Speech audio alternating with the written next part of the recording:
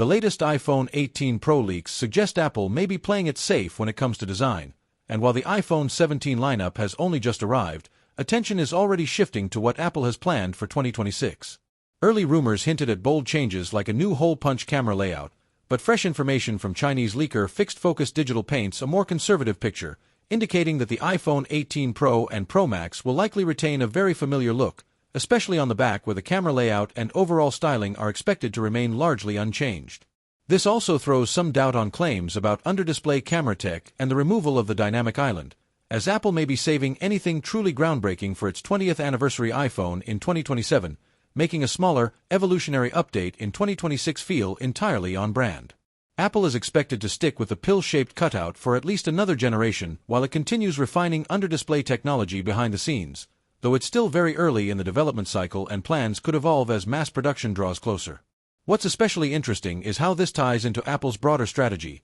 as the company appears fully committed to a new split-launch approach, with small-scale manufacturing beginning shortly after factories reopen following the Lunar New Year, signaling confidence despite the complexity of managing two separate launch windows. This shift goes far beyond timing, aligning with larger spring software updates and representing a fundamental reworking of Apple's entire product development and release cycle rather than a simple scheduling experiment. Manufacturing diversification plays a major role here, with testing for lower-cost models expanding in India as Apple continues reducing its reliance on China, improving flexibility while easing geopolitical risks. Financially, this could reshape Apple's revenue pattern by smoothing out the traditional post-September spikes and dips, potentially leading to more stable quarterly performance that investors tend to favor. On the technology side, the iPhone 18 series is expected to debut Apple's A20 chip built on TSMC's advanced 2-nanometer process, bringing meaningful gains in performance, power efficiency, AI processing, graphics, and battery life,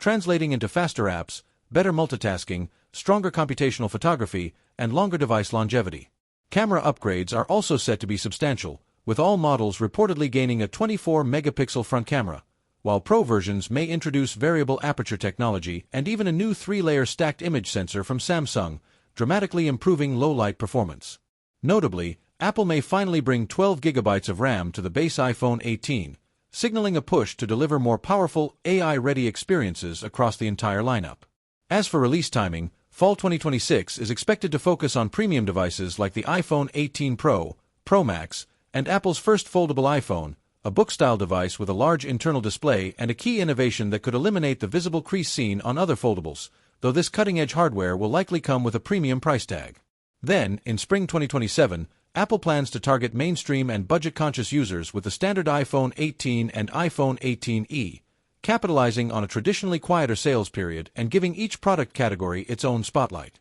This bold split-launch strategy marks the biggest change to Apple's iPhone rollout in over a decade, designed to ease internal pressure, improve supply chain efficiency, and create a year-round innovation cycle instead of a single crowded September event. With production lines already being prepared and trial manufacturing starting early, Apple is clearly all in on this approach, effectively running two parallel iPhone strategies at once, one focused on premium innovation and the other on broad accessibility. This isn't just another upgrade cycle, it's a major transformation in how and when Apple delivers its most important product, so stay tuned for more updates as we get closer to what could be one of the most significant iPhone launches in Apple's history.